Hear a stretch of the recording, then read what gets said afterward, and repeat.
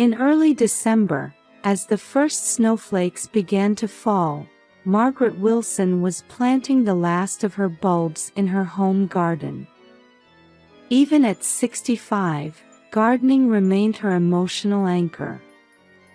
The memories of her 30 years as an emergency room nurse sometimes haunted her nightmares. In those moments, the scent of soil and the life force of plants would bring her back to reality. Her house, built in the 1980s, was known throughout the Worthington district for its well-maintained gardens. Come spring, tulips would bloom from the bulbs she was now planting. Since her husband Thomas's sudden death from a heart attack 10 years ago, this garden had become her reason for living.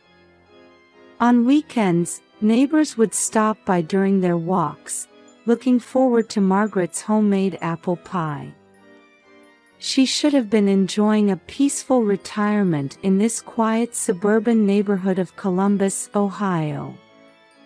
Grandma. Turning around, she saw her 5-year-old granddaughter Emily running toward her, waving her small hands. However, something felt wrong. Her usual energetic gait was missing. She seemed to be dragging her feet slightly. "Emily, be careful."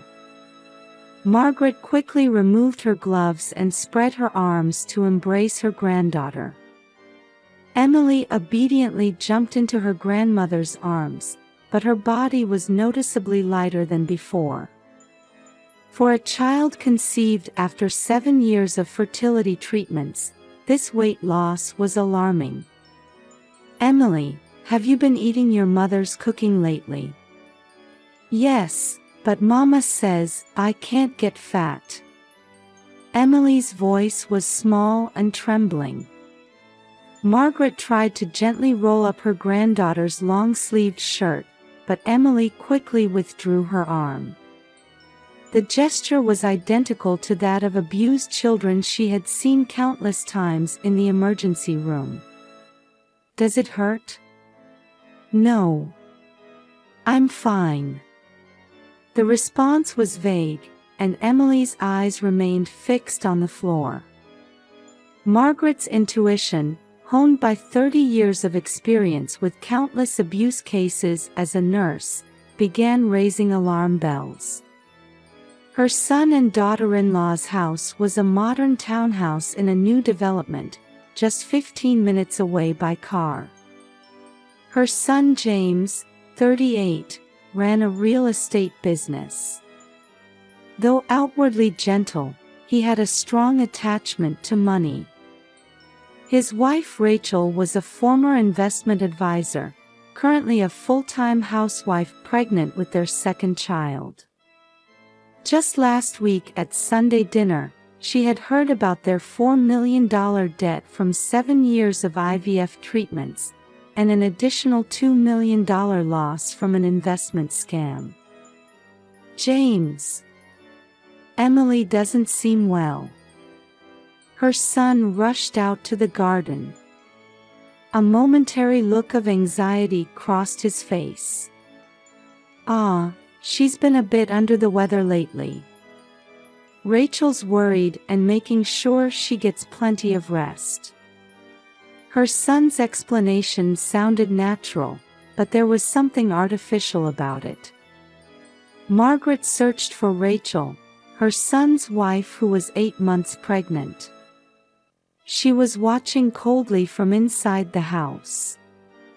Recently, Rachel had changed too. Her usual vibrancy had disappeared, replaced by eyes that harbored dark shadows. "Emily, time to go home." Rachel's voice was lower and colder than usual.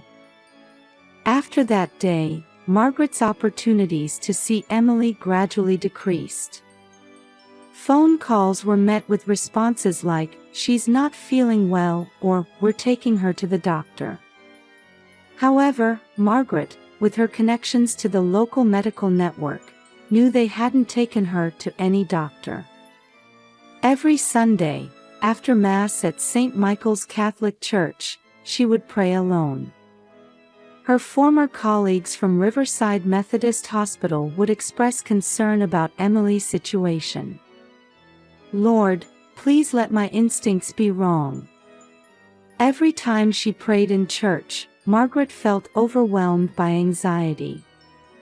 It was the deepest fear she'd felt since losing her husband 10 years ago. Weekend shopping trips to Kroger hadn't included Emily for quite some time. And her premonitions would prove correct. The day after Rachel learned her second child would be a boy, Emily's condition suddenly worsened. Margaret's nursing experience forewarned her of the worst possible outcome. Since that day, Emily's condition had continued to deteriorate. When Margaret visited her son's house, Emily would sit hiding behind the stairs. The granddaughter who once bounded into her grandmother's arms now cowered like a frightened kitten. In the newly built townhouse, Emily existed like a mere shadow. "Emily, it's Grandma.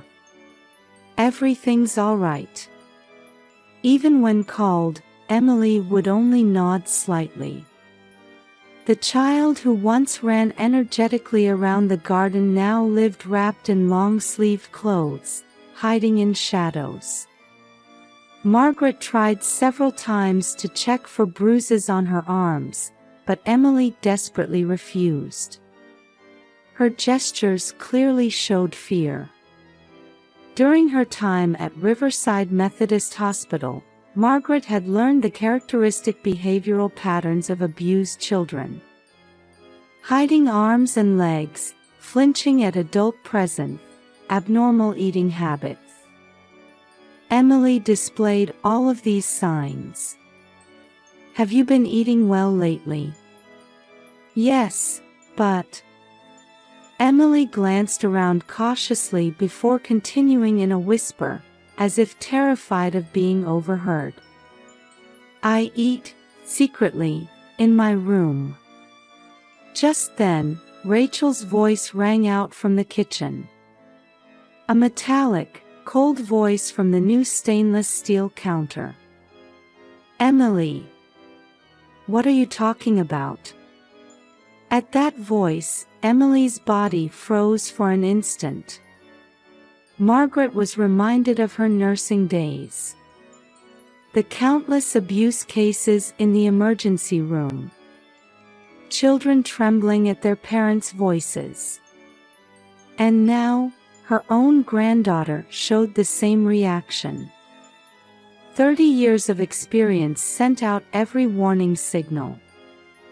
"Rachel, could you tell me who Emily's doctor is?" At Margaret's question, Rachel's eyes widened for a moment. Cradling her 8-month pregnant belly, she showed clear signs of distress. "Oh, yes, but the primary physician is on vacation now." An excuse-like response. Rachel seemed to have forgotten that Margaret knew every pediatrician in the area. None of the doctors she regularly saw at Sunday Mass at St. Michael's Catholic Church had examined Emily. During dinner, Emily showed strange eating habits. She wolfed down her food as if she might not be fed tomorrow. Yet her body was definitely getting thinner. The long-sleeved dress concealed her emaciated frame. "Mama and Papa say I should go to heaven." The words Emily suddenly muttered after dinner froze Margaret's spine. The same bottomless fear that had gripped her when she lost her husband Thomas enveloped her. "Emily, what do you mean?" But before she could answer, Rachel interrupted. Her eyes held a sharp light she'd never shown before. "It's bedtime. Margaret, perhaps you should head home now."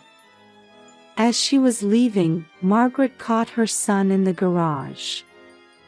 In the dim light, she searched for traces of her once gentle son. "James, tell me the truth." "Mom, you're worrying too much. Emily's just feeling a bit under the weather." Her son's eyes wouldn't meet his mother's. The pressure of $4 million in fertility treatment debt and $2 million in investment fraud losses had changed her son into a different person. After that, Margaret's opportunities to see Emily drastically decreased. Phone calls were met with responses like, "She's sleeping," or "She's getting tests." However, when she checked with her former colleagues at Ohio Health Riverside Methodist Hospital, there were no records of Emily being admitted anywhere. One day, while passing her son's house after shopping at Kroger, she heard screaming from inside. It was a desperate voice that pierced through the white walls of the modern townhouse. "That's enough. At this rate, everything will." It was Rachel's voice. When Margaret approached the entrance, the voice suddenly stopped. Her son opened the door, sweat glistening on his forehead despite the winter cold. "Mom, she's not feeling well right now. But I just heard screaming. Rachel's morning sickness is severe. She's been on edge with this second pregnancy." Her son's explanation was too perfect. From behind him, Emily's crying could be heard. Her voice contained indescribable suffering. The next day, Rachel's prenatal checkup confirmed the second child would be a boy. From that moment, her son and daughter-in-law's attitude completely changed. They claimed Emily's condition had rapidly deteriorated and, without showing any doctor's diagnosis, completely banned visits. "We found a serious genetic disease. There's a risk of infection, so we can't let you see her, Mom." As a medical professional, Margaret felt something was wrong with her son's explanation. What genetic disease could suddenly appear and pose an infection risk? And above all, why wouldn't they show the doctor's diagnosis? Her 30 years of nursing experience saw through all the lies. While praying in church, Margaret had made her decision. If things continued this way, something irreversible would happen. Her years of nursing experience told her so. The same bottomless anxiety that had engulfed her when she lost her husband wrapped around her. And her premonition would prove correct. One morning, with 2 weeks left until Rachel's due date, her son called. His voice on the other end of the receiver sounded hollow, as if coming from far away. "Mom, Emily has died." In that moment, Margaret's world stopped.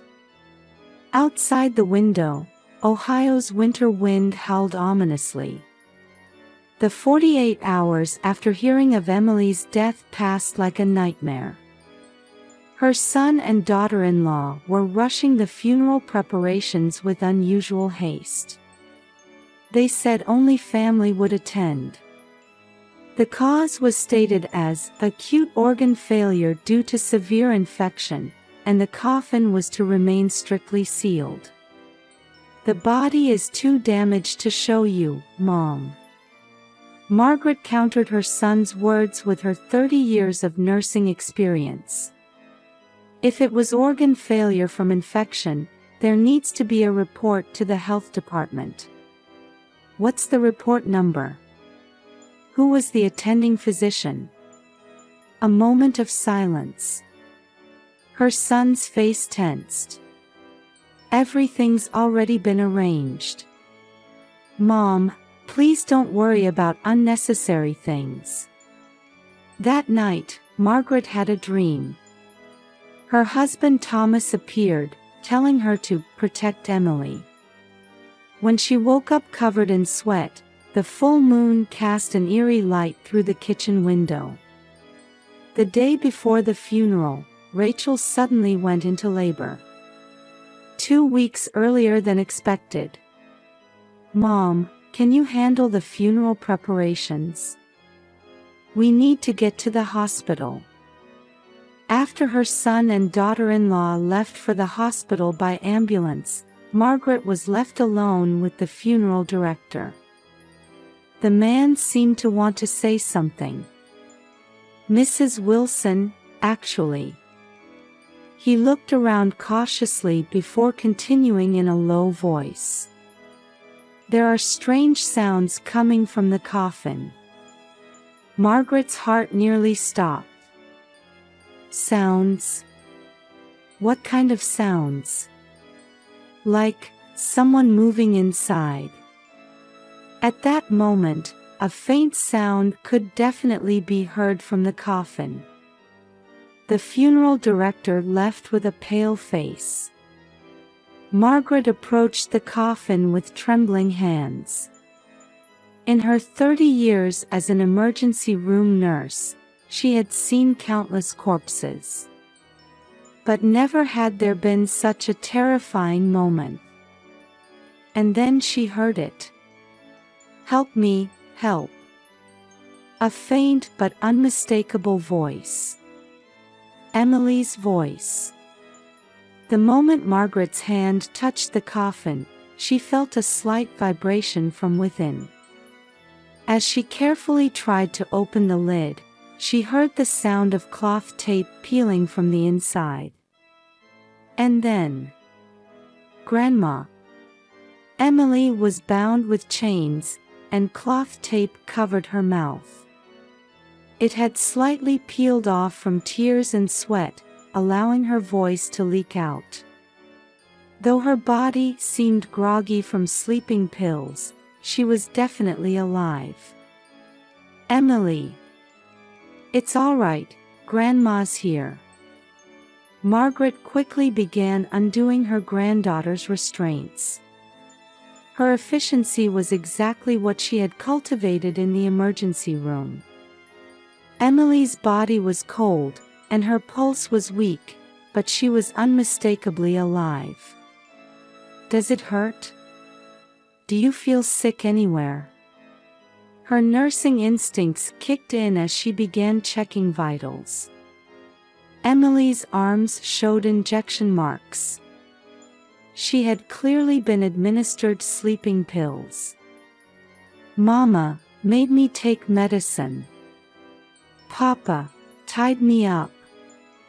Emily's fragmentary words told the gravity of the situation.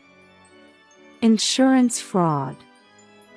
It clicked in Margaret's mind. Her son and daughter-in-law's $6 million debt. Emily's life insurance.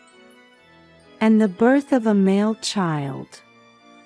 All the pieces fit together. Suddenly, her cell phone rang. It was the hospital. "Mom, hurry. Rachel's going into labor." Her son's panicked voice. Margaret made an instant decision. "All right. I'll be right there." After hanging up, she lifted Emily and placed her in her car. However, instead of heading to the hospital where her son and daughter-in-law were, she drove to Ohio Health Riverside Methodist Hospital's emergency room. The hospital where she had worked for 30 years. Where trusted former colleagues were. "Dr. Johnson, please. Examine this child. And call the police." Her old friend, the pediatrician, understood the situation at a glance. A treatment team was immediately assembled, and Emily's protection began. At that moment, another cell phone rang. It was her son. Margaret didn't answer. Right now, her only duty was to save the life before her. Outside the window, Ohio's winter dawn cast a new light of hope. In the emergency treatment room at Riverside Methodist Hospital, doctors were attending to Emily. Large amounts of sleeping medication were detected in her system, and her wrists and ankles showed restraint marks. Test results appeared one after another on the monitor. Malnutrition, dehydration, mild hypothermia, all evidence of abuse. In this hospital where she had worked for 30 years, Margaret now faced the greatest crisis of her life. The white walls and smell of disinfectant. What was once normal now carried an extraordinary tension. Vitals are stabilizing. Blood sedative levels still elevated. Body temperature showing gradual improvement. The medical staff's voices flew back and forth. Each one indicated that Emily's life was still dancing with danger. "Mrs. Wilson, the police are here." A young nurse approached her. Her face showed both sympathy for her former colleague and concern for the gravity of the situation. Emily is no longer in immediate danger. However, Dr. Johnson paused. He had been a trusted colleague and friend for 20 years. This is clearly attempted murder. The sedative dosage was near lethal. Furthermore, there's evidence of chronic abuse over the past few months, restraint marks on wrists and ankles, progressive malnutrition, bruising throughout the body. These are not accidental. Medical records flashed on the monitor. Emily's weight had dropped to 70% of normal over the past 2 months. Intentional starvation. And the drugs detected from the injection marks. Everything pointed to a premeditated crime. Just then, the hallway grew noisy.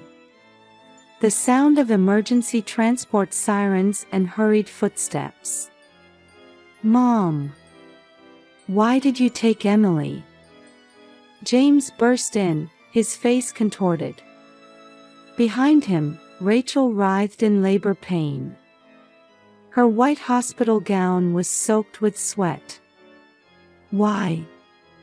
You're asking me why?" Margaret's voice was ice cold. The composure built over 30 years of nursing sustained her. $6 million in debt. Emily's $3 million life insurance policy. And the birth of your long-awaited son. Was it all according to plan?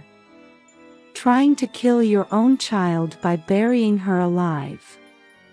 The blood drained from her son's face.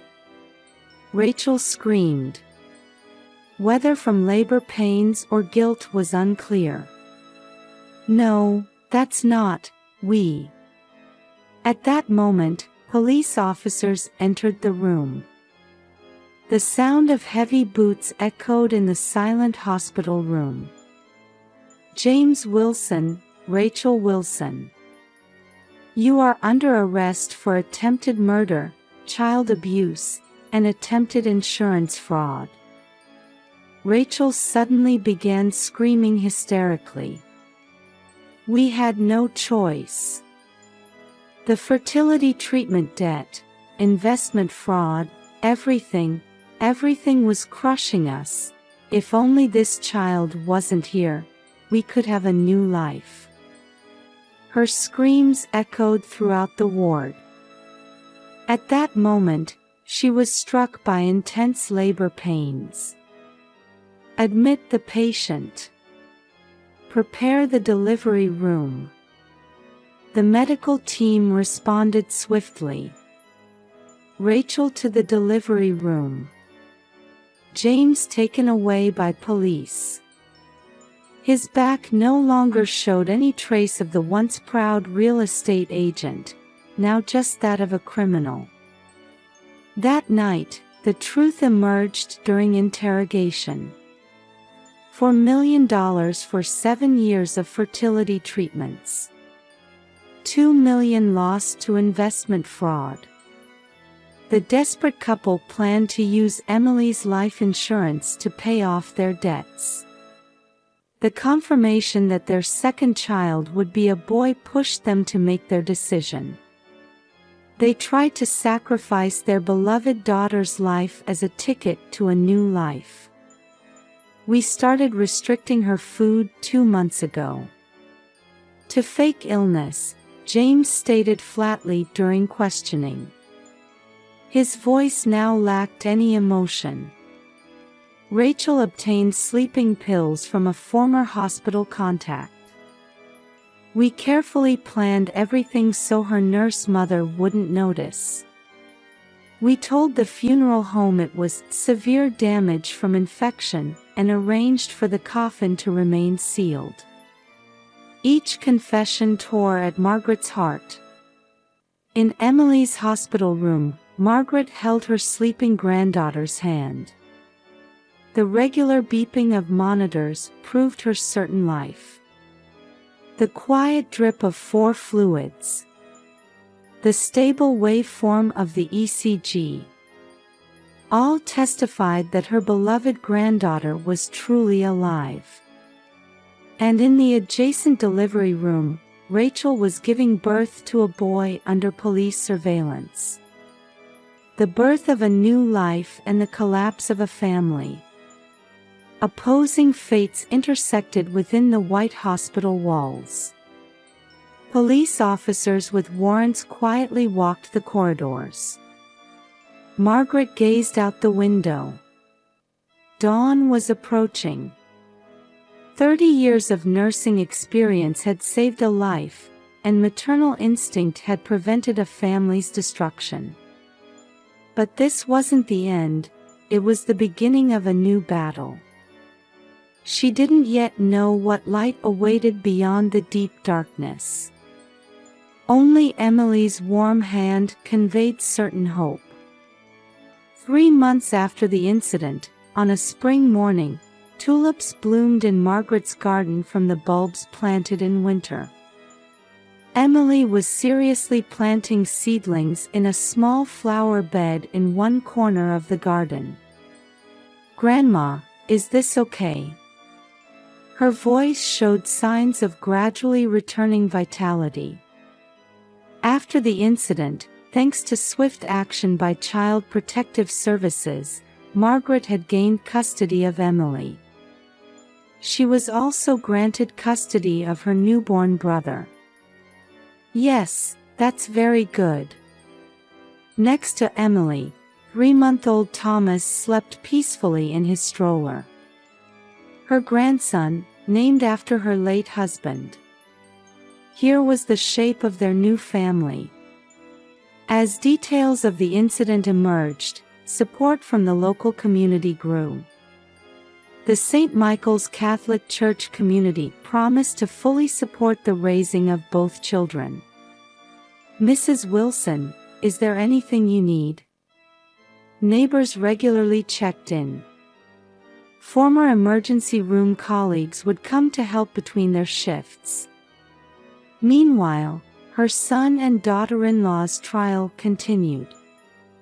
They faced heavy sentences for insurance fraud, child abuse, and attempted murder. Particular attention focused on the cruelty of their plan as its details came to light. Gradually weakening her over 2 months, creating the pretext of serious illness. Then sedating her and placing her alive in a coffin. Margaret still trembles hearing the prosecutor's statement. A crime meticulously planned to avoid detection by a mother with medical knowledge. However, there was one flaw in their plan. Emily's strong will to live. The cloth tape gradually lost its adhesion from her tears and sweat. And when the sleeping medication began to wear off, a faint voice leaked out. If she hadn't heard that. Margaret dreaded to think about it. Grandma, do we have to go to the doctor again? Weekly counseling. Specialists say Emily's trauma care requires a long-term approach. Nights haunted by nightmares. Sudden panic attacks. However, slowly but surely, signs of recovery were becoming visible. Prompted by the incident, Margaret began working in child abuse prevention. She gives lectures to medical professionals at Riverside Methodist Hospital. 30 years of nursing experience and the experience of saving her own granddaughter. Her words, carrying such weight, moved many hearts. Tragedy is never someone else's problem. Every time she speaks, offers of cooperation invariably come from the audience. The network for early detection and prevention of abuse steadily expanded. The flowers planted in the garden shine in the gentle spring sunlight. Emily peeks at her brother's sleeping face and smiles softly. Thomas, when you're bigger, let's plant flowers together. Those words warmed Margaret's heart. True, their family had collapsed. But here was new life and hope. Come on, let's all have lunch. The aroma of Sunday's special apple pie spreads throughout the house. Outside the window, spring breeze blows gently, and garden tulips sparkle in the sunlight. It seemed to herald the beginning